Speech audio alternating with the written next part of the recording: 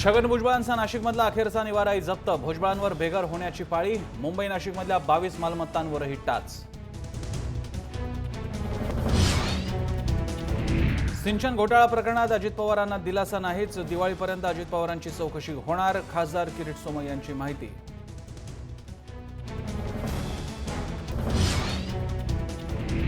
Serial killer doctor Santosh पोळला फाशी द्या, मृतांच्या नातेवाईकांची मागणी, आर्थिक व्यवहारातून हत्या झाल्याचा पोलिसांचा संशय। खून करणाऱ्या डॉक्टर पोळने अवयवांच्या तस्करीसाठी या हत्या केल्याचा आरोप, नथमल भंडारींच्या मुलीनं व्यक्त केला संशय।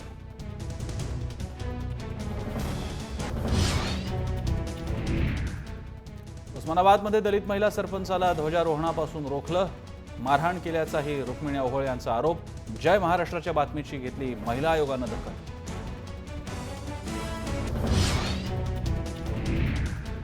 दंडामुक्ती अध्यक्षानेच केली मारहाण, 2 युवकांसह महिला जखमी, लातूरातल्या खंडापूर गावातली घटना।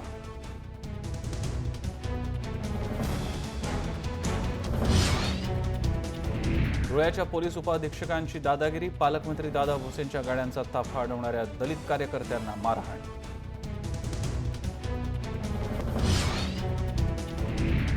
एसटीमध्ये आता मोफत वायफाय, प्रायोगिक तत्वावर शिवनेरी हिरकणी परिवर्तन बसमध्ये सुविधा।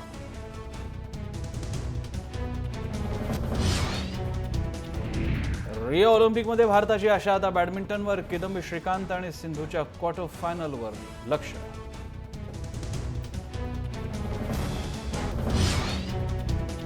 सिमेंट टँकर कारशी धडकला, कारमध्ये प्रवासी मात्र बाल बचावले, चीनमधल्या अपघाताचा थरार सीसीटीव्ही कैद।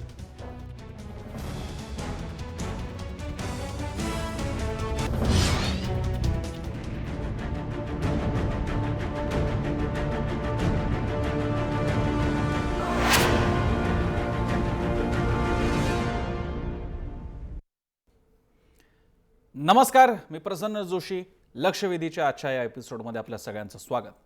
काल स्वातंत्र्य दिनी लाल किल्ल्यावरती पंतप्रधान नरेंद्र मोदींनी भाषण केलं, अनेक मुद्दे नेहमीप्रमाणे त्यात आले गेले, नेहमीचे विषय आपल्या भारतीयांसाठी होते ते, पण एक मुद्दा असा होता जो आतापर्यंतच्या स्वातंत्र्य दिनाच्या भाषणांमध्ये आला नव्हता, आणि तो मुद्दा होता बलुचिस्तानचा। खरं तर पाकिस्तान, हिंदुस्तान, अफगाणिस्तान या देशांच्या बाबतीत, या नावांच्या बाबतीत आपल्या सगळ्यांनाच माहिती आहे, पण हा बलुचिस्तान काय प्रकार आहे, बहुसंख्य भारतीयांना कदाचित प्रश्न पडला असेल, पण ज्यांना माहिती आहे त्यांना या भाषणाचा, या संदर्भाचा महत्त्वाचा भाग नेमका लक्षात आला असेल। कारण बलुचिस्तान, जसं तुम्ही या मागच्या नकाशामध्ये बघू शकता, पाकिस्तानचा 1/4 भाग व्यापलेली अशी एक मोठा प्रोव्हिन्स आहे, तिकडचा भाग आहे, आणि त्यामुळे तिथल्या स्वतंत्रतावादी, तिथल्या लोकांच्या ज्या प्रेरणा आहेत, भावना आहेत, त्यांना पहिल्यांदाच भारतीय पंतप्रधानांनी एवढ्या मोठ्या व्यासपीठावर मांडलं, ज्याचे परिणाम थेट पाकिस्तानमध्ये बघायला मिळाले, टीका टिप्पणी झाली, पण त्याचवेळी एक वेगळ्या प्रकारचं राजकारण, परराष्ट्र धोरण भारत मांडू पाहतोय का, त्याचे परिणाम कसे होतील, का बॅकफायर होईल, भारतावरतीच उलट हा प्रकार उलटेल, आणि भारत कसा दुसऱ्याच्या देशात नाक खोपसतोय अशी टीका होईल। सगळ्या बाजूने आपण बोलणार आहोत। कोणते मुद्दे घेऊन आपण ही चर्चा घेऊन जाणार आहोत पुढे, पाहूयात ग्राफिक्सच्या माध्यमातून। मोदींच्या कालच्या भाषणातला बलुचिस्तानचा उल्लेख योग्य आहे का? पाकच्या काश्मीरबाबतच्या कुरापतींना बलुचिस्तानचं उत्तर आहे का? मात्र अशानं भारतावरही काश्मीरबाबत जग विचारेल का? पाक काश्मीरवरून भारताला घेरतो, मग बलुचिस्तान का नको? आणि बलुचिस्तानचा मुद्दा हा दुधारी तलवारीसारखा आहे का? तुम्हाला सुद्धा या मुद्द्यावरती व्यक्त व्हायचं असेल तर आमच्या ट्विटर हँडलवरती आपण जाऊ शकता। @जयमहाराष्ट्रन या ट्विटर हँडलवरती आपला प्रश्न आहे, पंतप्रधानांनी स्वातंत्र्य दिनाच्या भाषणात बलुचिस्तानचा मुद्दा उपस्थित करणं योग्य होतं का? जरूर व्यक्त व्हा। चर्चेला सुरुवात करणार आहोत। आपल्यासोबत मान्यवर असणार आहेत। आपल्यासोबत असतील रत्नाकर महाजन, काँग्रेसचे प्रवक्ते पुण्याहून आहेत, अवधूत वाघ भाजपचे प्रवक्ते थोड्याच वेळात आपल्यासोबत असतील, अनिकेत भावठाणकर आंतरराष्ट्रीय घडामोडींचे अभ्यासक आहेत, याशिवाय माझ्याबरोबर इथे मुंबई स्टुडिओमध्ये जतीन देसाई आहेत, भारत पाकिस्तान मैत्री संबंधांचे समर्थक, पुरस्कर्ते, आणि जय महाराष्ट्रचे व्यवस्थापकीय संपादक निलेश खरे। चर्चेला सुरुवात करण्यापूर्वी कालच्या मुद्द्याच्या अनुषंगाने बलुचिस्तानबद्दलचा हा छोटासा आढावा पाहूयात।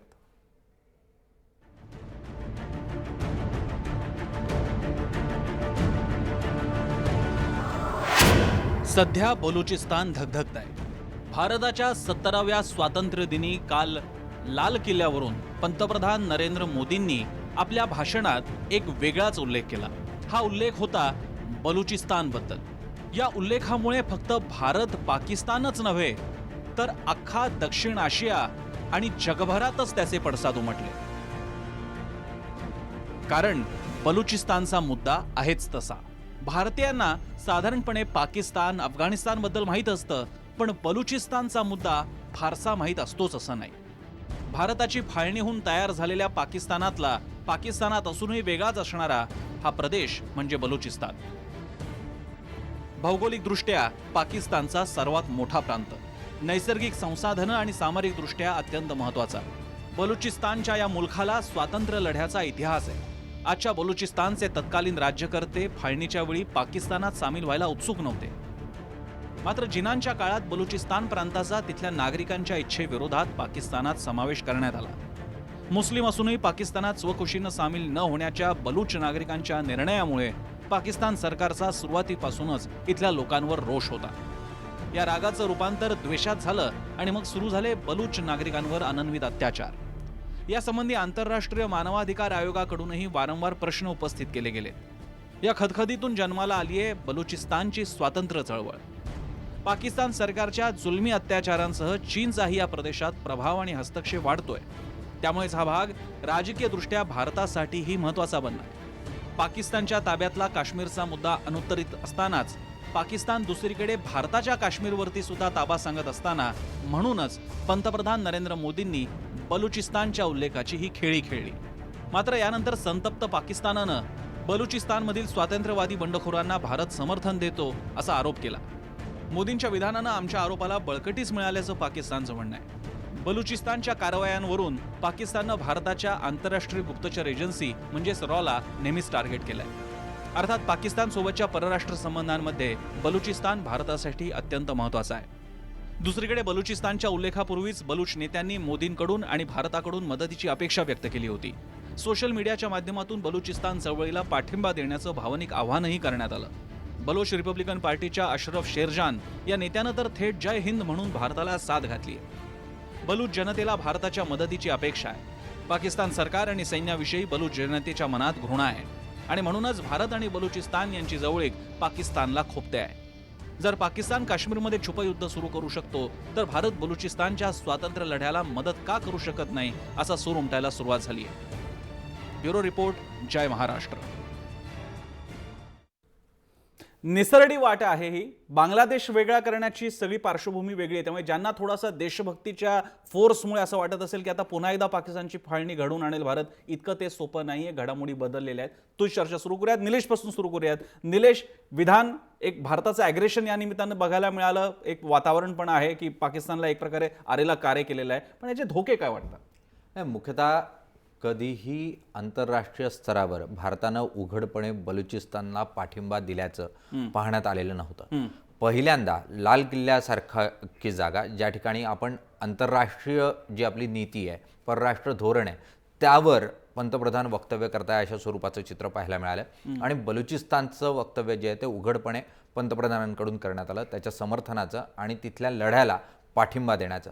मात्र यामुळे भारत हा कोणत्याही स्वरूपात इतरांच्या अंतर्गत घडामोडींमध्ये हस्तक्षेप करत नाही, हा जो भारताचा दावा होता. आणि पाकिस्तानची बदनामी जी आपण आंतरराष्ट्रीय पातळीवर काश्मीरमध्ये अंतर्गत बाबींमध्ये पाकिस्तान लुडबुड करतं, तिथे दहशतवाद पसरवतं, अशा स्वरूपाचा जो एक प्रचार आपण करत होतो त्याला या ठिकाणी धक्का लागण्याची शक्यता आहे. पाकिस्तान आता जोरकसपणे भारतही आमच्या अंतर्गत मुद्द्यांमध्ये ढवळाढवळ करतो अशा स्वरूपाचं चित्र निर्माण करेल. सप्टेंबरमध्ये युनोची बैठक आहे आणि या बैठकीमध्ये नरेंद्र मोदी काय भूमिका घेतात ती अत्यंत महत्त्वाची असेल. आणि त्याचबरोबर याच मंचावर पाकिस्तान आक्रमकपणे भारत विरोधी असा आवाज उठवताना आपल्याला पाहायला मिळेल. पण एक मुद्दा हाही उपस्थित होतोय की किती दिवस बलुचिस्तान सारख्या लढ्याला छुपा पाठिंबा हा भारतानं देत राहायचा. कधीतरी उघडपणे समोर येऊन जी पाकिस्तानची नीती आहे त्याला उघडपणे आरेला कार्य करण्याची वेळ आलेली आहे का, तर ही ती वेळ आहे का, हा मूळ प्रश्न जो आहे तो निर्माण होतोय. निश्चितच बांगलादेशच्या वेळची जी परिस्थिती होती ती परिस्थिती आता पाकिस्तानमध्ये नाही. बांगलादेशची भौगोलिक परिस्थिती वेगळी होती. तिथला उठाव जो आहे तो एका विशिष्ट उंचीपर्यंत येऊन पोहोचलेला होता आणि त्यानंतर भारतानं उघडपणे तिथं सैन्य कारवाई केलेली होती आणि त्यामुळे ती परिस्थिती सध्या तरी तिथे आली आहे बलुचिस्तानमध्ये, असं दिसत नाही. मात्र उघडपणे भूमिका घेतली आहे. तिचं सप्टेंबर पर्यंतचे जे परिणाम आहेत ते आपल्याला मुख्यतः पाहावे लागतील. पुण्याला जाऊयात. आपल्यासोबत इथे मला दिसत आहेत अवधूत वाघ पण आलेले आहेत, भाजपचे प्रवक्ते. त्यांचं स्वागत आहे, पण त्यांच्याकडे सगळ्यात शेवटी जाऊयात. मी पहिल्यांदा पुण्याला रत्नाकर महाजन सरांकडे जातो. महाजन सर, कालच्या या वक्तव्यानंतर काँग्रेसमध्ये सलमान खुर्शीद यांचं एक विधान आलं, पण त्याचवेळी काँग्रेसच्या इतरही नेत्यांकडनं वेगळ्या प्रकारची विधानं आलेली आहेत. बरं, बलुचिस्तानचा उल्लेख काँग्रेसच्या बाबतीत काही नवीन नाही आहे. तो शर्म अल शेखच्या बाबतीत सुद्धा तेव्हा झाला होता. त्या पार्श्वभूमीवरती काँग्रेस या प्रकरणाकडे कसं पाहते?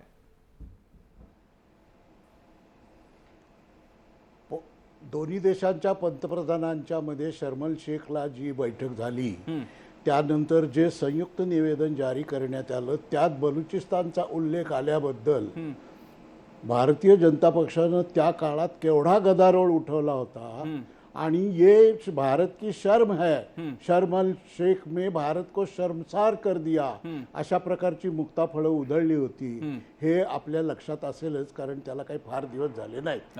आता स्वातंत्र्य दिनाच्या भाषणामध्ये या शेजारी देशाच्या अंतर्गत बाबीबद्दल उल्लेख करणं योग्य आहे का ते अयोग्य आहे हा प्रश्न बाजूला ठेवला तरी ते आवश्यक मुळीच नव्हतं, एवढं मात्र नक्की. कारण आंतरराष्ट्रीय मुत्सद्देगिरी ही अशा प्रकारे आक्रमकपणे आणि आपली पॉलिटिकल डोमेस्टिक कॉन्स्टिट्युएन्सी खुश ठेवण्यासाठी वापरायची नसते.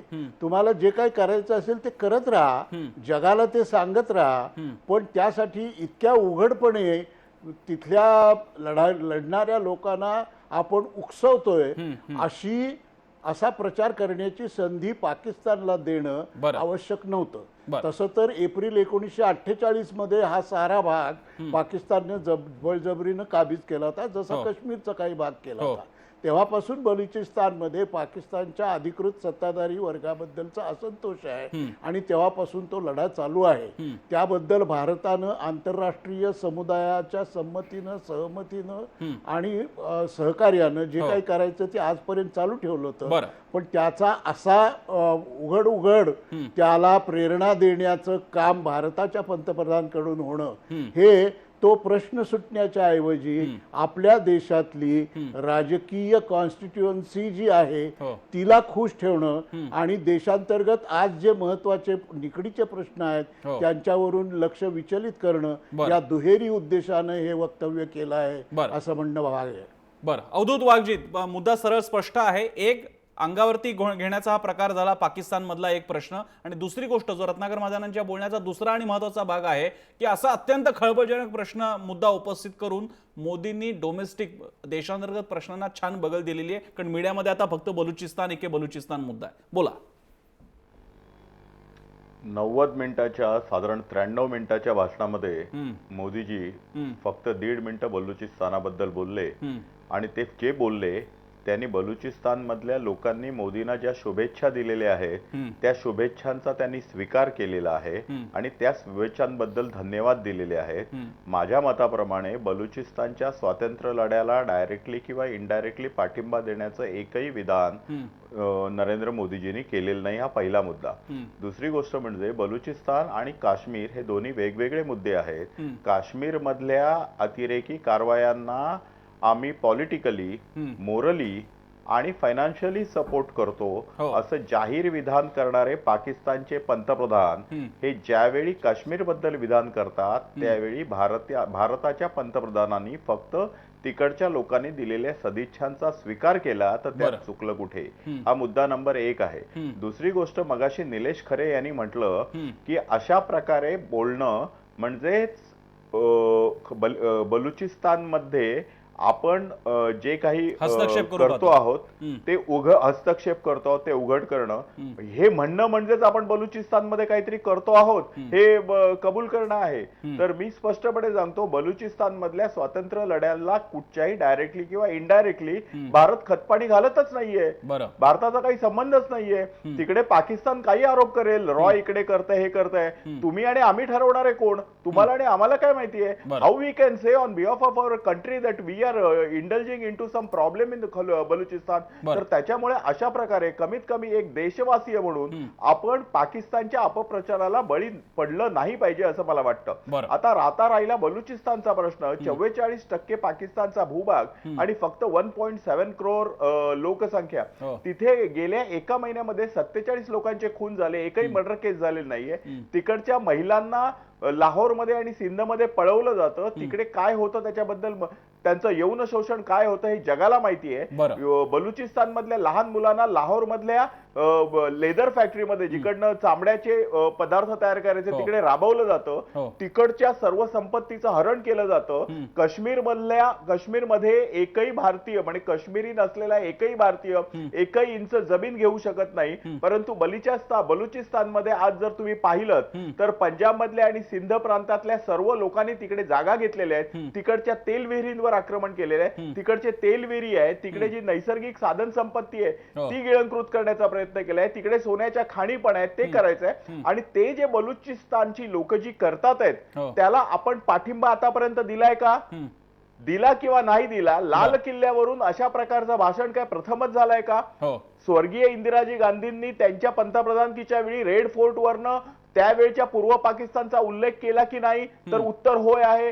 तत्कालीन स्वर्गीय राजीव गांधींनी त्यावेळच्या श्रीलंकेच्या LTTच्या प्रश्नाबद्दलचे उद्गार काढले की नाही? तर त्याचं उत्तर होय आहे. आदरणीय मनमोहन सिंगांनी रेड फोर्ट वरनं बोलत असताना त्यावेळच्या म्यानमार मधल्या असलेल्या लोकशाहीच्या लढ्याबद्दलचा उल्लेख केला की नाही? तर त्याचं उत्तर होय आहे. आणि त्याचप्रमाणे हे काय फर्स्ट टाइम झालेलं नाहीये की देशाच्या पंतप्रधानांनी रेड फोर्ट वरनं स्वातंत्र्य दिनाचं भाषण करत असताना एखाद्या शेजारच्या देशामध्ये चाललेल्या घटनेची दखल घेणं हे काय प्रथमच झालेलं नाहीये. मला असं वाटतं की आता कुठेतरी काश्मीर आणि काश्मीरमध्ये पाकिस्तान जे काही करताय त्याच वेळी आपण त्यांना दाखवतो तू पण काचेच्या घरामध्ये राहतोयस, तुझ्याकडे पण मानवाधिकाराच्या हननाचे प्रॉब्लेम्स आहेत. आता कुठे गेला होता तुझा धर्मराधा सुता? बोलायची जी वेळ आली होती ती वेळ मोदींनी आणून दिलेली आहे. जगाकडे पाकिस्तान काश्मीरमध्ये जे काही करतं वर्सेस भारत तटस्थतेने पाहतं हे सिद्ध होण्याची वेळ आलेली आहे. ठीक आहे, मी जतीन देसाईंकडे जाईन आणि त्यानंतर अनिकेत भावठाणकरांकडे जाईन. जतीनजी, तुम्ही दोन्ही बाजू ऐकलेल्या आहेत. निलेश सिंग पहिली कमेंट पण ऐकलेली आहे. तुम्ही कशा प्रकारे बघता? कारण भारत पाकिस्तान मैत्री हा तुमचा एक भाग असताना पाकिस्तान अंतर्गत बलुचिस्तानचा मुद्दा ज्यावेळी मांडला जातो त्यावेळी तो आणखी गुंतागुंतीचा होतो. निश्चितच मला अशा जरूर वाटतं की मुळातच बलुचिस्तानचा जो मुद्दा आहे त्याला आपण आयसोलेशनमध्ये पाहता कामा नये. त्याला 2-3 गोष्टी पाहिल्या पाहिजे. एक तर की नरेंद्र मोदी पंतप्रधान झाल्यापासून की भारतातले जे काही आंतरराष्ट्रीय जे काही आपलं धोरण आहे ते बदलते का हे पाहिलं पाहिजे. आणि त्याचसोबत काश्मीरच्या अनुषंगानं बलुचिस्तानला पाहिलं पाहिजे. एक तर आपण लक्षात घ्या की नेपाळमध्ये आता जी काही स्थिती निर्माण झाली की KP ओली गेल्यानंतर माओइस्ट म्हणजे प्रचंडाचं नेतृत्व आणि नेपाली काँग्रेस या दोघांमध्ये युती घडवून आणण्यात की भारताचा महत्वाची भूमिका राहिलेली नेपाळच्या घटनेबद्दल. म्हणजे मी या ठिकाणी नेपाळबरोबर बोलणार नाही, पण त्यात भारताचा जो काही हस्तक्षेप ज्या स्वरूपानं झाला त्यामुळे नेपाली सेंटिमेंट जी आहे ते आज भारताच्या विरोधात आहे. दुसरं की गेल्या वर्षी म्यानमारमध्ये आपल्याला माहिती आहे की म्यानमारमध्ये भारताकडनं दावा क्लेम करण्यात आला की म्यानमारच्या 16 किलोमीटर आतमध्ये आमचे सैन्य गेले आणि जे काही मणिपूरमधले जे काही बंडखोर होते त्यातल्या लोकांना आम्ही मारलं. लगेच म्यानमारने खुलासा केला, म्यानमारने म्हटलं असं काही झालं नाही वगैरे आणि यापुढे भारतीय सैन्याला आम्ही येऊ देणार नाही. म्हणजे या दोन्ही ठिकाणी भारताची भूमिका आपल्या लक्षात येते. कुठेतरी अशा स्वरूपानं धोरण आपलं बदललं आहे. मला असं वाटतं की बलुचिस्तानच्या संदर्भात जेव्हा विचार करतो तेव्हा आपण हेही पाहिलं पाहिजे की वाघ ज्या स्वरूपानं म्हटले की भारतीय म्हणून निलेशबद्दल जे काय म्हटले की त्याने काही गोष्टी सांगता कामा नये, पण एक भारतीय म्हणून एक आपण हे लक्षात घेतलं पाहिजे की आंतरराष्ट्रीय राजकारणात अशा स्वरूपाचं होत असतं आणि हे काही पहिल्यांदा होत नाही अशातला भाग नाही. आपण अफगाणिस्तानचा विचार केला की अफगाणिस्तानमध्ये तालिबानच्या विरोधात शाह मसूद, लायन ऑफ पंजशीर याला आपण मदत केली आहे. हे म्हणजे हा इतिहास आहे. म्हणजे उगीच आपण की अशा स्वरूपानं भारत दुसऱ्या देशात काही करत नाही असं सांगण्यात अर्थ नाही. किंवा श्रीलंकेमध्ये जर आपण पाहिलं की श्रीलंकेमध्ये देखील सुरुवातीला LTTला आपण मदत केलेली आहे. म्हणजे अशा म्हणजे की अशा स्वरूपानं मॉरली भूमिका घेणं की बलुचिस्तानमध्ये भारताची काही भूमिका नाही अशा स्वरूपानं मॉरली ही भूमिका अत्यंत मला वाटतं की चोख आहे. चुकीची आहे. आंतरराष्ट्रीय तुम्हाला स्तरावर अशा म्हणायचं की स्वरूपाने हा- घडत नाही. हा अशा utterance, स्वरूपाने- हा अशा तुम्हाला स्वरूपाने म्हणायचं घडत की हे असं नाही. म्हणायला मुद्दा हवं असा आहे- होतं आणि म्हटलं मुद्दा ते बरोबर पण आहे. मुद्दा असा आहे की हे सगळं होत असतं. बलुचिस्तानमध्ये आपण सक्रिय हे मान्य केलं पाहिजे. बरं. अशा स्वरूपाने होत असतं. मुद्दा असा आहे की अशा स्वरूपानं 56 इंची छाती पुढे करून अशा स्वरूपात सांगण्याची आवश्यकता आहे काय? मुद्दा तो आहे. एक आपण लक्षात घ्या, अशा स्वरूपानं सांगितल्यामुळे त्याचे आंतरराष्ट्रीय परिणाम काय होतात, त्याचे रेमिफिकेशन काय होतं की नेपाळी जनतेला आपण दुखवलं, म्यानमारच्या जनतेला दुखवलं. या ठिकाणी देखील अशा स्वरूपानं आपण करून आपण त्या बदल्यात बरं काय आपल्याला मिळतंय. बरं. मला असं वाटतं की काही गोष्टी डिप्लोमॅसी म्हणून आपण जे काय म्हणतो ते डिप्लोमॅटिकली करायची असतात. हो. नुसतं लोकांच्या समोर सांगून अशा स्वरूपानं होत नाही. फक्त एक मुद्दा जो राहिला काश्मीरच्या संदर्भात, की एक आपण लक्षात घेतलं पाहिजे, काश्मीरच्या संदर्भात मुळातच काश्मीरचा जो काही प्रश्न आहे तो आपला अंतर्गत प्रश्न आहे आणि तो अंतर्गतदृष्ट्या सोडवला पाहिजे. आणि नुसतं की पाकिस्तानमुळे काश्मीरचा प्रश्न जिवंत आहे अशा स्वरूपाचं मानणं, मला असं वाटतं की हे मुळातच अत्यंत सुपरफिशियल अशा स्वरूपाने. मुळातच काश्मीर प्रश्नाच्या खोलात आपण गेलं पाहिजे आणि त्या सोडवण्याच्या दृष्टीने सगळ्यांशी बोललं पाहिजे. बरं मी अनिकेतकडे जातो. अनिकेत, या सगळ्या पार्श्वभूमीवरती एक सूर असा येतोय की बलुचिस्तानचा मुद्दा आहे आणि तो आपल्याला तात्विकदृष्ट्या मान्य आहे, पण बोलून दाखवायला नको होतं. कारण त्यांनी जतीन देसाईंनी जसं उदाहरण दिलं की म्यानमारच्या बाबतीत उल्लेख करून आपण म्यानमारी सरकारला दुखावलं किंवा श्रीलंकेचं किंवा नेपाळचं त्याने उदाहरण दिलं. पण मी या विषयावरती ज्या प्रतिक्रिया येत आहेत अनिकेत, त्याच्यामध्ये एक असं येत आहे की तुम्ही पाकिस्तानच्या POK बद्दल बोला नका बोलू, बलुचिस्तान बद्दल बोला नका बोलू, पाकिस्तान इंटरव्हेन्शन करणारच आहे, तो आंतरराष्ट्रीय स्तरावरती काश्मीर वर्ड बोलणारच आहे. मग जर का वाघ म्हटला तरी खाणार, वाघोबा म्हटला तरी खाणार, मग बलुचिस्तानचा मुद्दा काढला तर हरकत काय, असाही एक सूर आहे. त्याबद्दल तुला काय वाटतं? बलुचिस्तानचा जो मुद्दा मांडलेला आहे त्याविषयी मला एक बाब हे करायची आहे की हा फक्त भारत आणि पाकिस्तान यांच्या संदर्भातला मुद्दा नाहीये. या ठिकाणी चीनला पण सिग्नल देण्याचा कुठेतरी पंतप्रधानांचा प्रयत्न होता. त्या दृष्टीनं या पूर्ण गोष्टींकडे पाहिजे. केवळ भारत आणि पाकिस्तान एवढंच त्याला संदर्भ नाहीये. आणि याच्या मागे पार्श्वभूमी जर पाहिली तर पाकिस्तानी पंतप्रधान नवाज शरीफ यांनी काही दिवसापूर्वी सांगितलं की एक दिवस काश्मीर हा पाकिस्तानचा भाग होईल. त्याशिवाय त्यांचा इंडिपेंडन्स डे जो आहे तो काश्मीरच्या स्वातंत्र्यासाठी त्यांनी समर्पित केला होता. या पार्श्वभूमीवर त्याला कुठेतरी उत्तर देणं गरजेचं वाटत होतं. त्यामुळे एकतर हे पोस्चर आहे का किंवा मस्क्युलर फॉरेन पॉलिसी आहे का, ह्याच्या मध्ये कुठेतरी जाऊन याचा विचार करणं आवश्यक आहे. केवळ पाकिस्तानचा विचार न करता ब्रॉडर अँगलने जर विचार केला, कारण 2 ते 3 दिवसापूर्वी चीनचे परराष्ट्र मंत्री भारतात आले होते. त्यावेळी त्यांनी NSGचं डोअर हे भारतासाठी कुठेतरी ओपन करण्यात आलेलं आहे अशी एक बाब मांडली. किंवा आजच चायनीज मीडियाने असं सांगितलं आहे की भारत किंवा पाकिस्तान याची कोणतीही बाजू आपण घेता कामा नये. तर त्यामुळे बलुचिस्तानचा मुद्दा जो आहे, हे ऑल पार्टी मीटिंग जी झाली त्या दिवशी पहिल्यांदा बलुचिस्तानचा मुद्दा मांडण्यात आला आणि त्यानंतर पुन्हा स्वातंत्र्य दिनी लाल किल्ल्यावरून तो मुद्दा मांडला. त्याला एक वेगळं महत्व आहे. त्यामुळे कुठेतरी संदेश गेला. परंतु जर आपण स्टेटमेंट पूर्ण पाहिलं पंतप्रधानांचं, तर त्यांनी बलुचिस्तान सोबतच गिलगिट बाल्टिस्तान आणि POK असा त्याचा उल्लेख केलाय. त्यामुळे हे स्पीच म्हणजे भारत अंतर्गत बाबीत ढवळाढवळ करतो असं कुठं सांगता येणार नाही. आणि हे मुद्दा क्लब करून त्यांनी थोडेसे वेगळी बाजू मांडलेली आहे. मला वाटते की जे केलेलं आहे ते अत्यंत योग्य आहे. बरं, मी रत्नाकर महाजनांकडे मगाशी अवधूत वाघांचे मुद्दे घेऊन जाण्यापूर्वी पुन्हा एकदा निलेशकडे येतो. निलेश, जसं आता अनिकेतने आपल्याला आठवण करून दिली, गिलगिट आणि POK बद्दल सुद्धा ते बोलले.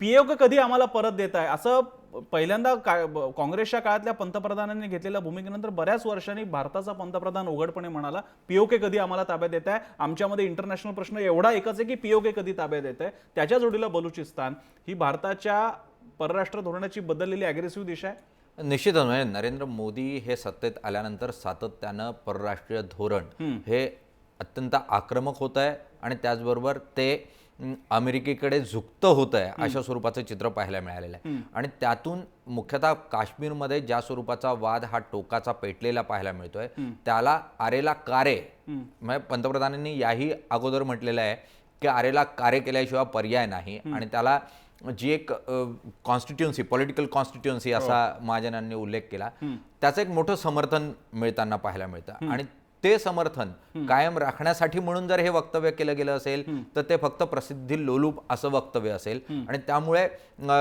जसं जतीन देसाई म्हणाले की काही गोष्टी या प्रसिद्धीसाठी करायच्या नसतात. डिप्लोमासी ही डिप्लोमॅटिकली करायची असते आणि ती या ठिकाणी डिप्लोमासी ही उघडपणे केली गेलेली आहे. ती लाल किल्ल्याच्या एका अत्यंत महत्त्वपूर्ण अशा स्टेजवरून केली गेलेली आहे आणि त्याचे आंतरराष्ट्रीय परिणाम होणार आहेत. आणि त्यामुळे जरी ही आक्रमकता दाखवली तरी ती आक्रमकता म्हणजे पूर्णत्वाला नेण्यापर्यंतची पार्श्वभूमी ही बलुचिस्तानमध्ये तयार झालेली आहे का, हा प्रमुख प्रश्न आहे. जो बांगलादेशामध्ये, म्हणजे सुरुवातीला मी जसं म्हटलं, बांगलादेशातला लढा हा एका टोकापर्यंत, एका उंचीपर्यंत पोहोचलेला होता आणि त्यानंतर तिथे उघड इंटरव्हेन्शन हे भारतानं केलेलं होतं. बलुचिस्तानमध्ये सध्या तरी त्या पातळीची परिस्थिती दिसत नाही आणि त्यामुळे या स्टेजवरून हे वक्तव्य आत्ता करणं योग्य का, हा प्रमुख या ठिकाणचा प्रश्न. आपल्यासोबत ब्रिगेडियर हेमंत महाजन फोनद्वारे आहेत. मी बराच वेळ त्यांच्याकडे जाऊ शकलो नाही. महाजन सर, माझा आवाज पोहोचतोय आपल्यापर्यंत? हो, नक्कीच पोहोचतो आहे. येस महाजन सर, ज्या प्रकारे हे एक नवीन आता आंतरराष्ट्रीय स्तरावरती नवीन पद्धतीने पट दक्षिण आशियामध्ये मांडला जातोय, आता बलुचिस्तानचा मुद्दा एकदा आता सुरू बोलल्यानंतर आता हा मुद्दा इथे थांबणार नाहीये, याचे नेमके अर्थ काय काय काढायचे? म्हणजे उदाहरणार्थ आपण बलुचिस्तानच्या लोकांना आतापर्यंतचा नैतिक सपोर्ट होता, तो सपोर्ट नेमका कशा प्रकारे एस्केलेट होऊ शकतो, किंवा पाकिस्तान याला आता जर का यांनी बलुचिस्तानमध्ये घुसलेच तर आपण आता काश्मीर कसा अधिक जोर टोकाने काढायचा, असे रिपरकेशन काय तयार होऊ शकतात? असं आहे, माझं अगदी साफ मत आहे आणि या विषयावरती मी पुष्कळ लिखाण पण केलेलं आहे की आपण काश्मीर प्रश्नावरती फारच पॅसिव्हली आपली पॉलिसी पुढे घेऊन जातो आहे. म्हणजे पाकिस्तान वाटेल ते करतो आहे, दहशतवाद्यांचे इन्फिल्ट्रेशन करतोय. कालच एका कमांडंट सीआरपीएफला त्याचा मृत्यू झाला.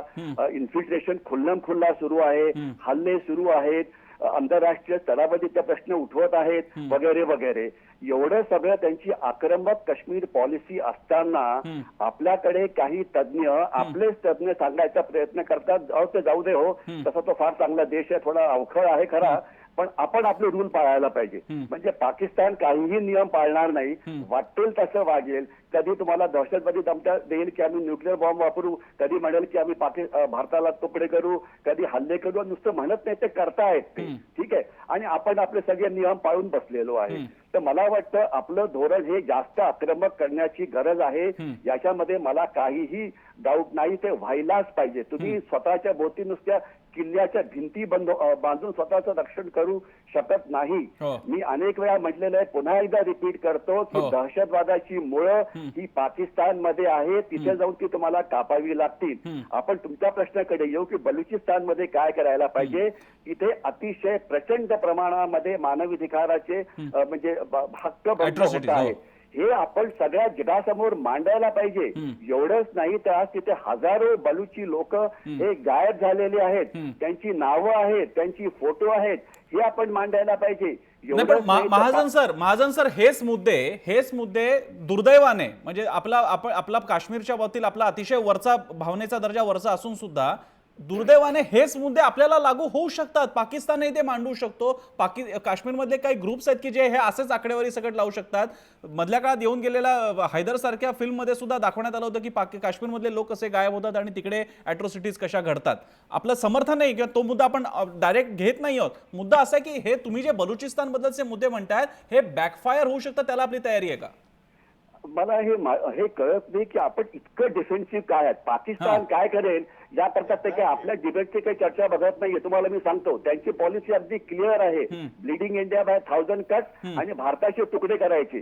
तुम्ही अशी डिबेट वाटेल तेवढी करा, या डिबेटचा त्यांच्यावरती काहीही फरक पडत नाही. म्हणून आपलं जे धोरण आहे हे आपण अशा पद्धतीने त्यांना डिप्लोमॅटिकली हिट करायलाच पाहिजे.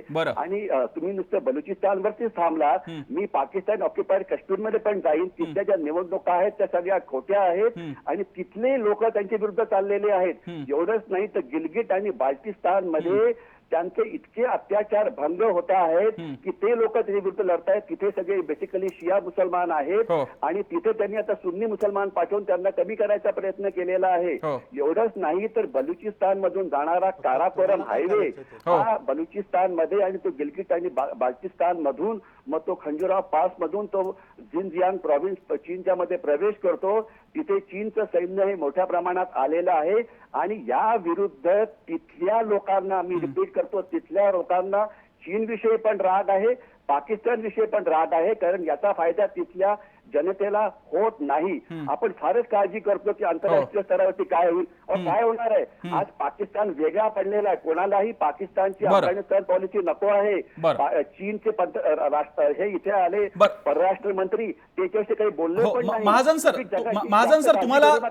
सर तुम्हाला आमचे व्यवस्थापकीय संपादक निलेश तुमच्याशी बोलतायत या मुद्द्यावर. महाजन सर, फक्त एकच प्रश्न आहे की ज्या वेळेला बांगलादेशाची फाळणी झाली त्यावेळेला ना पाकिस्तान ना भारत न्यूक्लिअर स्टेट म्हणून कुठेही समोर आलेले नव्हते. आज पाकिस्तान आणि भारत दोघंही न्यूक्लिअर स्टेट आहे जगातले, आणि अशा परिस्थितीमध्ये बांगलादेशाची फाळणी अशा स्वरूपात बलुचिस्तानची फाळणी करणं भारताला शक्य आहे का? जर ती आक्रमकता आज आपण दाखवायची म्हटली तर न्यूक्लिअर स्टेट म्हणून दोघंही देशांमध्ये काय परिस्थिती निर्माण होईल आणि त्याचे आंतरराष्ट्रीय परिणाम काय होतील?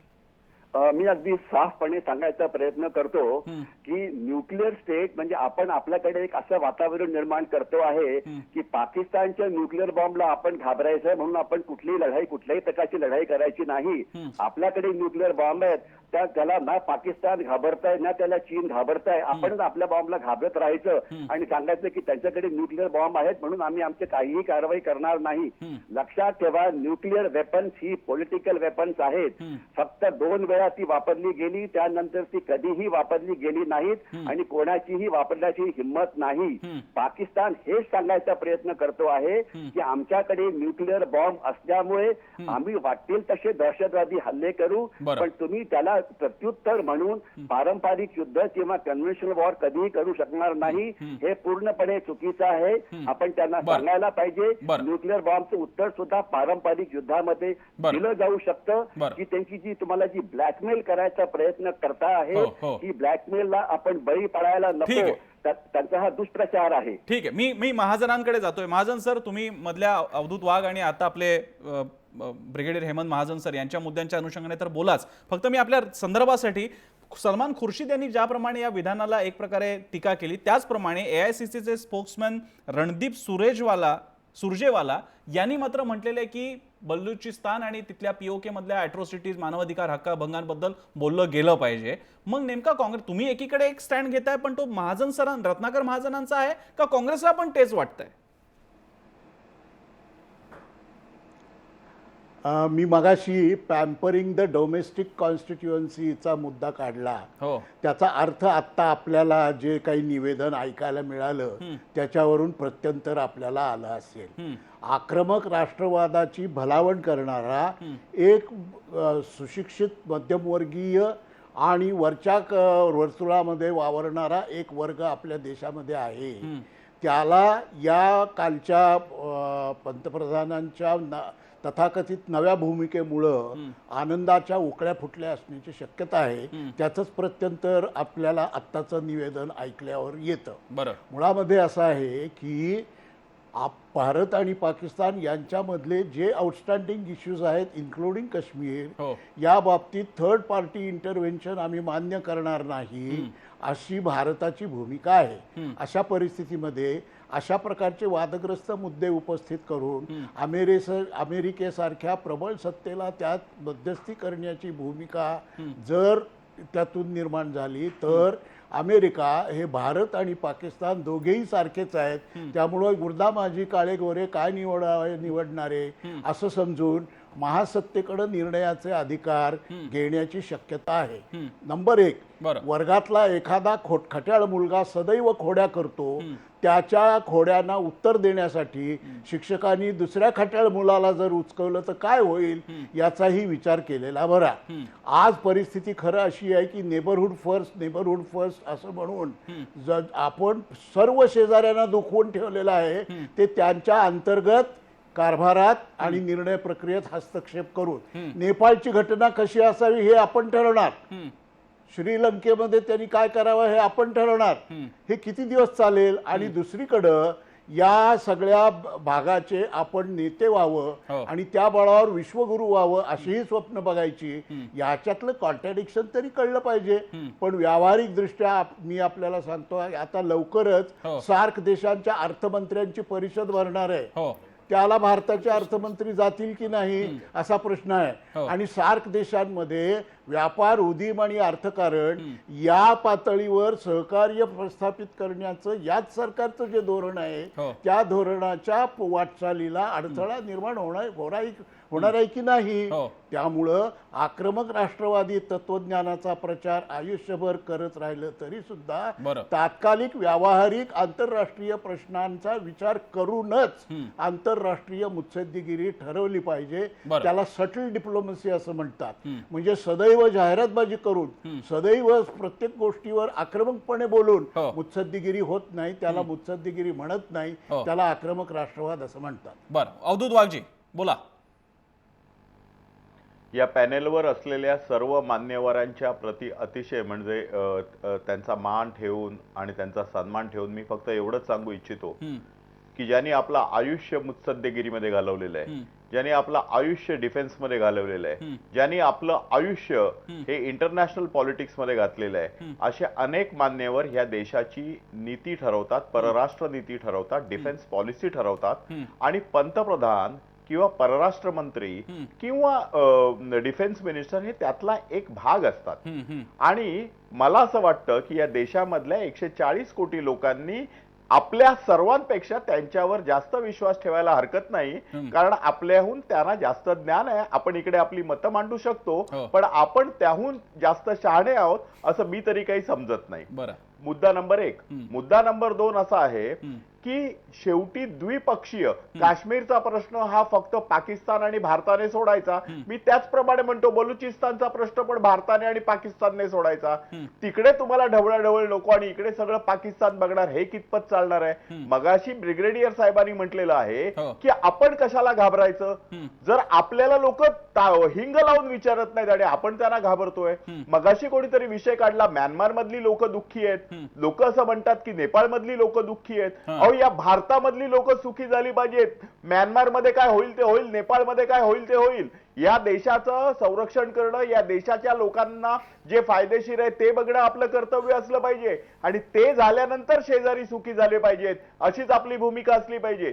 आतापर्यंत मगासपासून कोणतरी म्हणत होतं की सातत्याने आक्रमक आक्रमक आक्रमक. या देशाचा 5000 वर्षाचा इतिहास आहे. या देशाने कधी कोणावर आक्रमण केलेलं नाहीये, परंतु इतरांनी शक आले, कुषण आले, मुघल आले, तुर्क आले, ह्या सर्वांनी या देशावर आक्रमण केलेलं आहे. भारताने कधी कोणावर आक्रमण केलं नाही. तर उगीच आपण लोकांवर आक्रमण करतो असं म्हणून कसं चालेल. या देशाचा स्वातंत्र्यानंतरच्या इतिहासामध्ये आपल्या 2 पंतप्रधानांनी अतिरेकी कारवायाला त्यांचा बळी गेलाय. स्वर्गीय राजीव गांधी, स्वर्गीय इंदिरा गांधी या बळी गेलेले आहेत. इव्हन ताश्कंद कराराच्या वेळी आपले पंतप्रधान लाल बहादूर शास्त्री गेले, त्यांचा पण तिकडे काय नॅचरल मृत्यू झाला ह्याच्यावर लोकांचा विश्वास नाहीये. आंतरराष्ट्रीय दडपणाच्या खाली आपले 3 पंतप्रधान बळी जातात. अजून किती पंतप्रधानांना आपण बळी द्यायचंय. अजून किती वेळ आपण हाताची घडी तोंडावर बोट घालून बोलणार आहोत. आतापर्यंत किती वेळा या गालावर मारल्यानंतर ते गाल पुढे करा. आंतरराष्ट्रीय राजकारणामध्ये हे चालत नाहीये. आंतरराष्ट्रीय राजकारणामध्ये बळी तो काल पिळीत असतो. अमेरिका ही महासत्ता आहे म्हणून सगळेजण घाबरतात. तुम्ही जर दुबळे असाल तर तुम्हाला कोण घाबरणार नाही. भूतानने किती पण आंतरराष्ट्रीय शांततेच्या गप्पा मारल्या तरी उत्तर कोरिया त्याला ऐकणार नाही. तुमच्या हातामध्ये जर दम असेल, तुमच्या हातामध्ये ताकद असेल तरच समोरचा घाबरतो. आणि म्हणून आज एक सशक्त भारत म्हणून आपण सर्वांनी एकत्र येऊन एक मोठा, आपल्याकडे सर्वात चांगली फौज आहे. ती फौज एवढी चांगली आहे की आपण आतापर्यंत चीनचं एक युद्ध सोडलं तर कुठचंही युद्ध हरलेलो नाही आहोत. आणि आंतरराष्ट्रीय राजनीती करत असताना आपल्याला आपल्या देशातल्या लोकांचा आधी विचार करावा लागतो. या 140 कोटी लोकांचा विचार करावा लागतो. म्यानमारचा विचार करायचा आहे तो नंतर करा, चीनचा विचार करायचा आहे तो नंतर करा. आज 140 कोटी लोक जी आहेत ती कुठच्याही धर्माची असो, जातीची असो, त्यांचा विचार केला. आणि तेच मला वाटतं की नरेंद्र मोदीजी करतात. जाता जाता एक सांगतो, कालच्या ट्विटर अकाउंटवर, माझ्या ट्विटर अकाउंटवर मी एक पोल घेतलं होतं स्वतंत्र बलुचिस्तानचं. 93% लोकांनी म्हटलेलं आहे की स्वतंत्र बलुचिस्तान हवा. यावरनं लोकमत कुठे जात आहे हे आपण लक्षात घ्या. मी जतीन देसाईंकडे येतो हा मुद्दा घेऊन. जतीन देसाईजी, अवधूत वाघांचे काही भावना आहेत आणि त्या तीव्र भावना आहेत आणि एक भारतीय म्हणून त्यांच्या त्या भावना आहेत. मी थोड्याशा त्या डाऊन करून मी थोड्याशा वेगळ्या टोनमधून तुमच्या समोर त्या मांडू पाहतो हे खरं की आतापर्यंत आपण हे पॉलिटिक्स केलं, नेहरूवियन फॉरेन पॉलिसी आपण राबवली, किंवा अगदी नरेंद्र मोदींपर्यंत ती राबवावी लागली, अटल बिहारींचा मार्ग घेऊन आम्ही पुढे जाऊ असं मोदींना म्हणावं लागलं. प्रश्न असा आहे, हे खोटं नाहीये का, त्यातला एक भाग हा खरा मुद्दा नाहीये का, की तुम्ही पाकिस्तानशी कसंही वागा, तो फक्त रिटॅलिएट करणार आहे आणि तो ऍक्ट मधून करून दाखवणार असेल तर थोडं त्याला नुसतं पोक केलं. आता आपण केलं काहीच नाही. मोदी फक्त एवढे म्हणाले की मी बलुचिस्तानच्या त्या नागरिकांचे आभार मानतो. हे जस्ट पोकिंग होतं, नुसतं टोचल्या, नुसतं जरा पोटाला गुदगुल्या केलेल्या आहेत. तरी सुद्धा आपण जर का आपल्या मोदींना किंवा आपल्या या परराष्ट्र धोरणाला झोडपून काढणार असू तर मग भारताने कधीच काही नाही करायचं असा त्याचा अर्थ आहे. नाही, मला असं वाटतं की सुरुवातीला एक अवधूत वाघाने जो मुद्दा उपस्थित केला की पंतप्रधान असतील, संरक्षण मंत्री असतील, त्यांना आपल्यापेक्षा जास्त कळतं की मी तसं मानत नाही आणि मी जे उदाहरण देतो ते ऐकून या देशातल्या सामान्य माणसालाही तसं वाटणार नाही. आज संरक्षण मंत्री मनोहर पर्रिकरांनी अत्यंत हास्यास्पद अशा स्वरूपाने एक स्टेटमेंट केलं आहे. त्याने असं म्हटलं की going to Pakistan is like going to hell. म्हणजे या देशातला संरक्षण मंत्री अशा स्वरूपाचं स्टेटमेंट करतो. म्हणजे कुठेतरी आपली डिप्लोमॅसी काय, म्हणजे शेवटी आंतरराष्ट्रीय स्तरावर संरक्षण मंत्री काय म्हणतायत, परराष्ट्र मंत्री काय म्हणतायत, पंतप्रधान काय म्हणतायत, या सगळ्या गोष्टी महत्त्वाच्या असतात. म्हणजे अशा स्वरूपानं, आणि यावरनं मी तरी अशा स्वरूपांच्या अवधूत वाघांच्या मताशी कधी सहमत आहे. मला 2-3 गोष्टी वाटतं. हे तर हे कोणीही नाकारत नाही की पाकिस्तान ज्या स्वरूपानं काश्मीरमध्ये पाकिस्तानची इन्व्हॉल्वमेंट आहे हे कोणी नाकारत नाही. मी फक्त ते अवधूत वाघांनी आधी जे सांगितलेलं की नवाज शरीफचं जे स्टेटमेंट होतं त्यात त्यांनी म्हटलं की पॉलिटिकली, मॉरली आणि फिनान्शियली, तर त्यात फक्त म्हणतो ते फिनान्शियली म्हटलं नव्हतं, ते डिप्लोमॅटिकली म्हटलेलं. तेवढे फक्त करेक्शन त्यांच्या संदर्भात करू इच्छितो.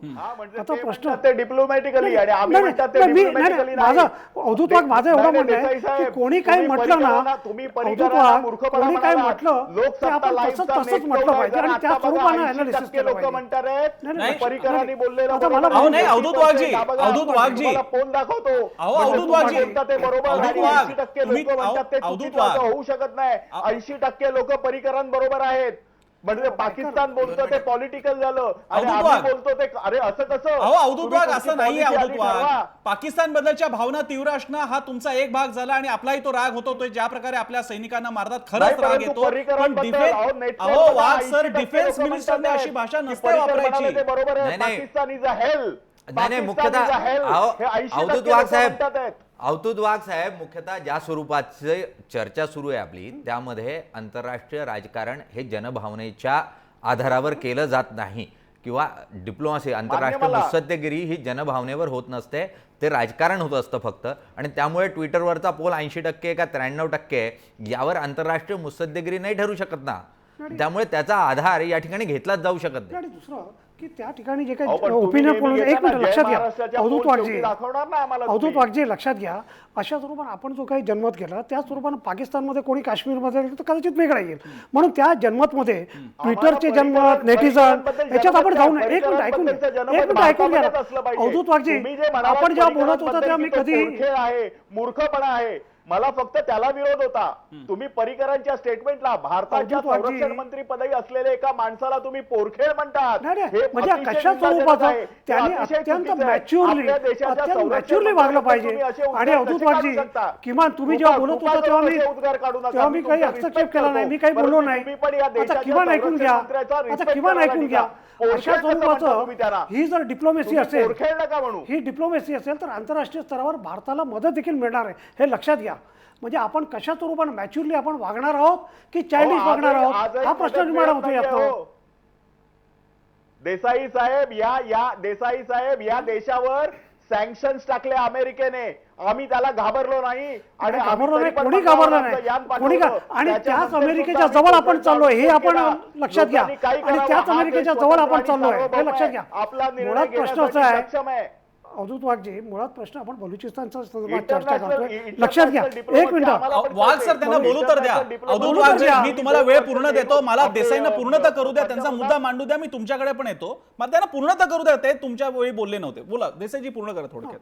की मुळातच बलुचिस्तानच्या संदर्भात बोलत असताना आपण एक लक्षात घेतलं पाहिजे की पाकिस्तानमधले देखील जे काही संघटना आहेत, आता सगळेजण human right commission of Pakistan जे आहे की त्यांनी अत्यंत त्यांचे जे काही रिपोर्ट बलुचिस्तानच्या संदर्भात जर आपण पाहिले तर जवळपास 30,000 लोकांना त्या ठिकाणी मारले गेले आहेत. म्हणजे आणि माझे काही मित्र आहेत, मला माहिती आहे, माझे काही मित्र आहेत की जे या लढ्यात पुढे आहेत बरं. अशा सर्व बलुचिस्तानमध्ये. बलुचिस्तानमध्ये प्रश्न असा आहे, प्रश्न तो नाही की शेवटी आपण त्या ठिकाणी जे काही अत्याचार होत आहेत हे सगळ्या जगाला माहिती आहे आणि बलुची लोक जे आहेत, बलुची लोकांनी आंतरराष्ट्रीय स्तरावर देखील हा मुद्दा उपस्थित केलेला आहे आणि अशा स्वरूपाचं बांधण्यात म्हणजे अचानक की बलुचिस्तानमध्ये अत्याचार होत आहेत हे आपल्याला काल कळालं काय की मुळातच बलुचिस्तानमध्ये सुरुवातीपासून 48चा इतिहास आपल्याला माहिती आहे, त्यानं 58 ते 63चा इतिहास माहिती आहे, त्यानंतर 1972 ते 74 म्हणजे 72चा मी उल्लेख यासाठी करतो की लंडन ग्रुप नावाचं एक ग्रुप होतं आणि त्या लंडन ग्रुपमधलं लंडनमधनं आज आपण ज्याला नजम शेट्टी म्हणतो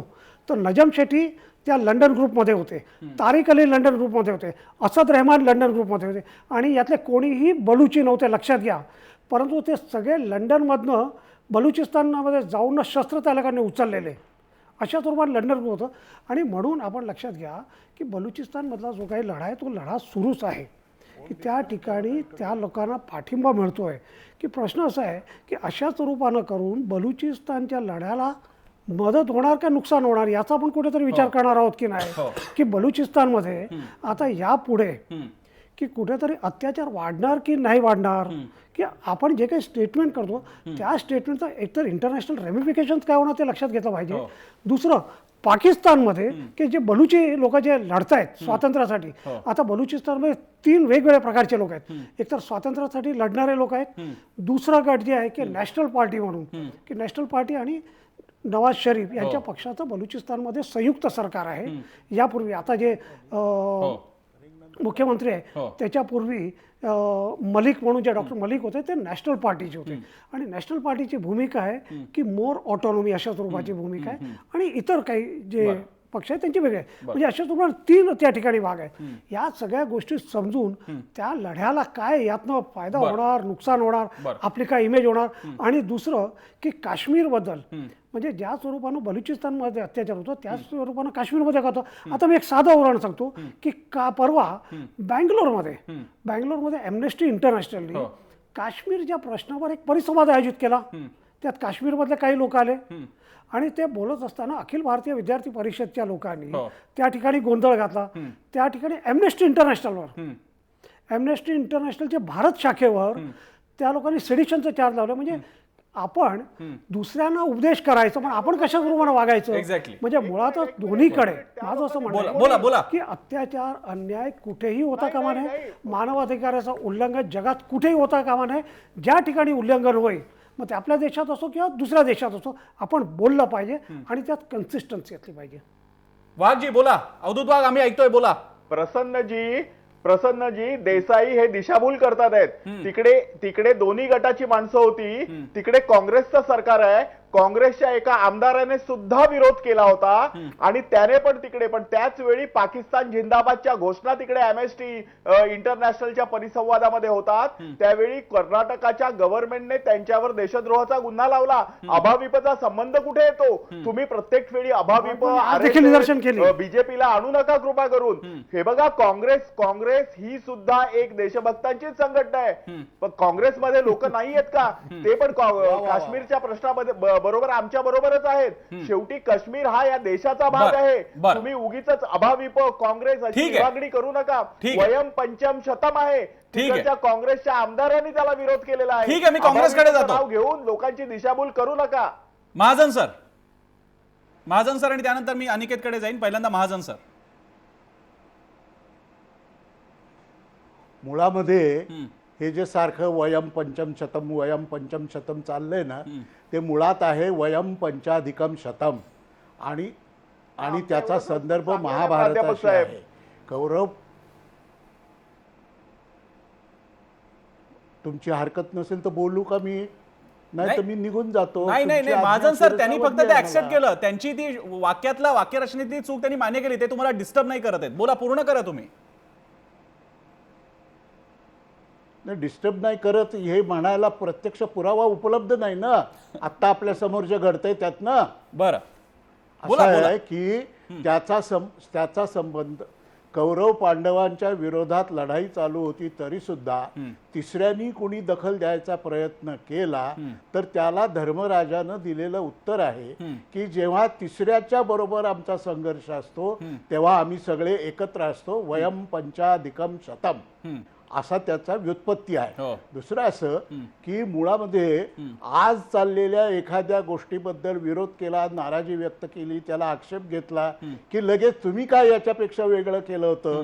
हे जे स्टॉक आर्ग्युमेंट गेल्या 10 वर्षापासून चालू आहे ते आर्ग्युमेंट कुठेतरी संपलं पाहिजे. बरं. कारण या सर्व भूतकाळाचा इतिहासाचा विचार करूनच 2014 साली लोकांनी निर्णय दिलेला आहे आणि तो आपण सर्वांनी ऍक्सेप्ट केलेला आहे. त्यामुळं काहीही सांगितलं की कारण नसताना ओढून ताणून काँग्रेस काँग्रेस काँग्रेस असा जप करायचा, बरं. यावरनं काँग्रेस बद्दलची आपली विरोधभक्ती फक्त व्यक्त होते, दुसरं काही होत नाही. काश्मीर आणि बलुचिस्तान हो. किंवा म्यानमार आणि बलुचिस्तान किंवा श्रीलंका आणि बलुचिस्तान हो. हे संपूर्णपणे वेगळे प्रश्न आहेत, त्यांच्याशी एकमेकांचा काहीही संबंध नाही. बांगलादेशच्या लढाईमध्ये बांगलादेशातून येणाऱ्या निर्वासितांचा जो लोंढा अथकपणे येत होता, त्याचा भारतीय अर्थव्यवस्थेवर जो ताण पडत होता, त्यावर तोडगा काढण्यासाठी जे काही आवश्यक होतं ते करण्याची पूर्वतयारी म्हणून श्री जयप्रकाश नारायण यांना इंदिरा गांधींनी विनंती केली आणि ते जगभर महत्वाच्या देशांमध्ये फिरून जाऊन त्याची पार्श्वभूमी तयार केली आणि त्यानंतर पुढची कृती जी काय व्हायची ती झाली. आता मी मगाशी म्हणलं इतिहास काढायचा नाही, पण तो काढावा लागतो. आज काय आहे, आज परिस्थिती काय आहे आणि त्यावर आपण तोडगा काय काढतो हे महत्वाचं आहे. सर्वपक्षीय समितीचा दाखला वारंवार दिला जातो. आता सर्वपक्षीय समितीमध्ये कन्सेन्सस झालं आणि त्यानंतर हे स्टेटमेंट झालं, अशी जी हुशारी करण्यात येते ती हुशारी आहे का नाही हे व्हेरीफाय करण्याचं साधन इथं बसलेल्यांपैकी कुणाकडेही नाही. पण माझी जी अल्पस्वल्प कोतीबुद्धी आहे त्याप्रमाणे हे फक्त बोललं गेलं, विरोधी पक्षांचं सगळं फक्त ऐकून घेतलं गेलं, त्यावर कृती काही केली नाही. त्याची 2 उदाहरणं. एक, काश्मीरच्या डिस्टर्ब्ड एरियातनं ॲप्सपा काही भागातनं तरी काढून टाका अशी मागणी विरोधकांनी केली आणि दुसरी, पेलेट गन्सचा वापर इथून पुढे काश्मीरमध्ये करू नका अशी मागणी विरोधकांनी केली. त्यावर सत्ताधारी पक्षांच्या वतीनं काहीही उत्तर दिलं गेलं नाही. त्यामुळं त्यात झालेल्या चर्चेनुसारच आपण हे करतो हा आभास निर्माण करण्याचा प्रयत्न मगाशी मी सांगितलेली डोमेस्टिक कॉन्स्टिट्युएन्सी खुश ठेवण्याच्या दृष्टीने उपयोगी ठरेल, पण ते वास्तववादी नाही. बरं, मी कार्यक्रमाचा आता शेवटचा एखाद दुसरं मिनिट उरलेलं मी अनिकेतकडे जातो आणि त्यानंतर निलेशकडे येईन. अनिकेत, हे खरं आहे की इकडे 2 तीव्र भावना व्यक्त होत आहेत. एक आहे ती थोडंसं पाकिस्तानला सुद्धा आता त्याच्या भाषेत शिकवलं पाहिजे, पण त्याचवेळी एक संयत भूमिका सुद्धा की आपल्याला त्या पातळीला जाता येणार नाही. मला एक वेगळा मुद्दा घेऊन यायचा आहे. अशाच प्रकारे वागून, अशाच प्रकारे धमकीची भाषा वापरून सुद्धा आज चीनवरती मात्र जगाचा कोणताही दुष्परिणाम जाणवत नाही, कारण चीन या सगळ्यांना पुरून उरलेला आहे. साऊथ चायना सीचा इश्यू असेल, तायवानचा इश्यू असेल, चीन आणि जपानचे डिस्प्यूट्स असतील. दुर्दैवाने असं म्हणावं लागतील की हा जग अशाच प्रकारे टगेगिरीतून चालणार आहे का, वेगळ्या अर्थाने मला म्हणायचं आहे. आणि त्यामुळे खरंच कितीही आपली इच्छा असली की नाही आपल्याला पाकिस्तानच्या पातळीला नाही शिरायचंय, पण तरी सुद्धा खरंच अशा प्रकारच्या भाषेला याच भाषेने उत्तर देण्याशिवाय आजच्या डिप्लोमसीमध्ये पर्याय नाही का? अनिकेत, नाही असं नाही वाटत, कारण चीनची अर्थव्यवस्था आणि चीनची बरोबर इतिहास हा वेगळा आहे. भारताचा ओव्हरऑल इतिहास आणि चीनची भारताची आर्थिक परिस्थिती आणि ओव्हरऑल सिच्युएशन वेगळी आहे. म्हणजे धटासधट हाच केवळ पर्याय आहे असं म्हणता येणार नाही. परंतु जेव्हा आपण नाक दाबतो तेव्हा तोंड उघडलं जातं, हे जागतिक राजकारणाची वस्तुस्थिती आहे. त्यामुळे त्या परिस्थितीनुसार तसे निर्णय घ्यावे लागतात. आणि मला असं वाटतं की पंतप्रधानांचं भाषण जर आपण पूर्ण ऐकलं तर त्यात त्यांनी पेशावर मधल्या हल्ल्याबद्दल संवेदना व्यक्त केली आणि दहशतवादाचा जो मुद्दा आहे तो पूर्णतः संयुक्तपणे सोडवता येईल असं ठेवून कुठेतरी चर्चेची विंडो ओपन ठेवलेली आहे. कारण सार्कची जी समिट नोव्हेंबरमध्ये होणार आहे तिथे पंतप्रधान असं जर वातावरण राहिलं तर तिथं पंतप्रधानांना जाणं खूप अवघड होऊन जाईल. आणि त्यांचा जो सार्कचा इनिशिएटिव्ह आहे तो फक्त भारत पाकिस्तान पुरता मर्यादित नाही तर बाकी सार्क राष्ट्रांसाठी सुद्धा आहे. त्यामुळे इंडिया पाकिस्तानच्या याच्यामध्ये ओव्हरऑल दक्षिण आशियाचा बळी द्यावा का हा पण एक मुद्दा येतो. त्यामुळे ह्या सर्व गोष्टींचा ओव्हरऑल विचार करावा लागेल. आणि याची सुरुवात काय आज झालेली नाही. जिओ स्पेशल बिल जेव्हा आलं त्यावेळेस पण भारत पाकिस्तान मध्ये वादाचा मुद्दा झाला. त्यामुळे पीओके, गिलगिट आणि बलुचिस्तान हा मुद्दा एकत्र मांडून त्यांनी एक वेगळा गेम चेंजर सध्या खेळलेला आहे. कारण तिथे जिओ पॉलिटिकल गेम चालू आहे सध्या बलुचिस्तान मध्ये. इराण इन्व्हॉल्ड आहे, चायनाचा 1 रोड 1 बेल्ट पॉलिसी आहे, तिथे ग्वादरचा इश्यू आहे. त्यामुळे या सर्व ह्याच्यामध्ये भारताचे स्टेक्स कुठेतरी असणं आवश्यक आहे. कारण OBOR साठी जो भांडवल पुरवणार आहे Asian infrastructure and investment bank. त्यामध्ये एक तरतूद आहे की जर विवादास्पद भूमी असेल तर तिथला निर्णय घेण्यासाठी सर्व पक्षांची बाजू ऐकावी लागेल आणि भारताचे स्टेक्स जे आहेत त्या बँकेमध्ये ते 2 नंबरचे आहेत. त्यामुळे या सर्व याच्यात भारताला पण कुठेतरी सहभागी करून घ्यावी अशी भूमिका चीनच्या राष्ट्राध्यक्षांनी पण मांडली होती. त्यामुळे त्या सर्वांचा विचार करता ही भूमिका जी सध्या भारताने पंतप्रधान घेतली आहे ती योग्य आहे असे वाटते. बरं, कार्यक्रमाच्या शेवटी निलेश, हे खरं आहे की सगळ्याच गोष्टी धटासधट सारख्या वागता येत नाही, पण त्याचवेळी अनिकेतने आपल्याला हे पण सांगितलेलं आहे ही भाषा वापरण्याच्या मागे काहीतरी एक विचार आहे आणि एक हेही पॉलिटिक्स हाताळून बघायला काय हरकत आहे. मुख्यतः पंतप्रधानांनी घेतलेली जी भूमिका आहे त्यानंतर काँग्रेसची सुरुवातीची भूमिका म्हणजे सलमान खुर्शीद यांनी काश्मीर प्रश्न, जम्मू काश्मीरचा प्रश्न आणि त्याचबरोबर बलुचिस्तानचा प्रश्न हे दोघंही पूर्णतः वेगळे अशा स्वरूपाचं वक्तव्य करून पंतप्रधानांनी केलेल्या वक्तव्याचा विरोध करण्याचा प्रयत्न केला होता किंवा त्यापासून फारकत घेण्याचा प्रयत्न केला होता. मात्र खुर्शीद यांनी केलेलं वक्तव्य हे पूर्णतः त्यांचं व्यक्तिगत मत आहे, ते काँग्रेसचं मत नाही असं काँग्रेसनं पत्रकार परिषद घेऊन रणदीप सुरजेवाला जे प्रवक्ते आहेत AICCचे त्यांच्या माध्यमातून स्पष्ट करण्यात आलं. आणि सध्या बलुचिस्तानमध्ये मानवाधिकाराची जी परिस्थिती आहे ती लक्षात घेता भारतानं या मुद्द्यावर आंतरराष्ट्रीय पातळीवर आवाज उठवणं हे गरजेचं आहे. याला पाठिंबा हा काँग्रेसनं दिलेला आहे आणि त्यामुळे सर्वपक्षीय सहमती या मुद्द्यावर तयार होते असं चित्र उघडपणे तरी किंवा एक वरकरणी तरी आपल्याला पाहायला मिळते. आणि त्यामुळे ज्या स्वरूपात सातत्यानं गेल्या 15 ते 18 वर्षामध्ये पाकिस्तान काश्मीरमध्ये अंतर्गत दहशतवाद पसरवण्याचा प्रयत्न करत आहे त्या परिस्थितीला तोंड देण्यासाठी आता पाकिस्तानच्या अंतर्गत मुद्द्यांमध्ये शिरल्याशिवाय पर्याय नाही असं चित्र हे राजकीय वर्तुळामध्ये किंवा राजकीय निर्णय प्रक्रियेमध्ये निर्माण झालंय आणि त्यातून पंतप्रधानांनी हे वक्तव्य केलं अशा स्वरूपाचं एक प्राथमिक चित्र जे आहे ते तयार होत आहे. त्याचे आंतरराष्ट्रीय पडसाद जे आहे ते सप्टेंबर नंतर आणि नोव्हेंबरमध्ये होणाऱ्या सार्क बैठकीमध्ये आपल्याला पाहायला मिळते. कार्यक्रमाच्या शेवटी लोकांना सुद्धा आपण प्रश्न विचारला होता की त्यांना काय वाटतं या बाबतीत, कारण जसं जतीन देसाई म्हणाले की फक्त डिफेन्सवाल्यांनाच कळतं असं नाही, सामान्य लोकांना सुद्धा ती जाण असते आणि म्हणूनच भारतामध्ये गुलाम अलींचे कार्यक्रम व्हावे असंही म्हणणारा एक मोठा वर्ग असतो, कारण त्यालाही वाटत असतं की या सगळ्या भांडणाच्या पलीकडे सुद्धा एक सूर असतो. त्यामुळे लोकांना आपल्याला हा प्रश्न विचारला होता की बलुचिस्तानच्या बाबतीतला जो उल्लेख केलेला आहे पंतप्रधानांनी तो करणं योग्य होतं का. काय म्हटले तुम्ही सगळ्या मंडळींनी. आपण तुमचा पोल बघू. मगाशी आपण अवधूत वाघांचा पोल त्यांच्याकडनं ऐकला, आता आपण आपला जय महाराष्ट्राचा पोल बघू काय म्हणतोय तो. बघूयात स्क्रीनवरती. 77% लोकांनी म्हटलेले की हा असा उल्लेख करणं योग्य होतं. त्यामुळे लोकांमध्ये सुद्धा ही आता बहुधा भावना आहे की थोडंसं पाकिस्तानला सुद्धा दिवसलं पाहिजे, पाकिस्तानला सुद्धा सांगितलं पाहिजे की आम्ही सुद्धा तुमच्याकडे लक्ष घालू शकतो जसं तुम्ही दरवेळी काश्मीरमध्ये घालायचा प्रयत्न करता. चर्चेच्या शेवटी आपण इथेच थांबणार आहोत. एक नवीन परराष्ट्राची नवीन नीती बघायला मिळणार आहे. आगामी काही वर्ष फार महत्त्वाची ठरू शकतात, त्याकडे आपण लक्ष ठेवूच. तुर्तास सगळ्यांचे आभार मानून इथे थांबूयात. पाहत राहा जय महाराष्ट्र.